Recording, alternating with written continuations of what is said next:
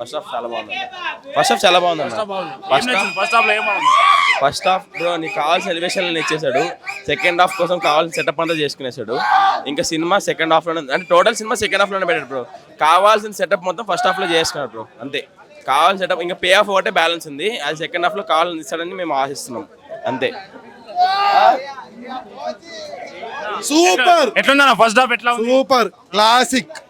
Pawan Kalyan fans అంచనాలకు తగ్గట్టుగా ఉందా? రీచ్ అయిందా? వీరమల్లు ఆత్మగౌరవం క్రేజీ ఉంది సినిమా మాత్రం. ఫస్ట్ హాఫ్ వరకు స్టార్టింగ్ ఎట్లా వచ్చింది?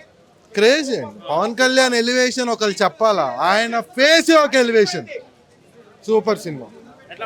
సూపర్ ఉందన్న. ఫస్ట్ హాఫ్ ఏం నచ్చింది ఫస్ట్ హాఫ్? యాక్షన్ సీన్స్ అన్న, ఫైటింగ్స్ మస్తు ఉన్నాయి.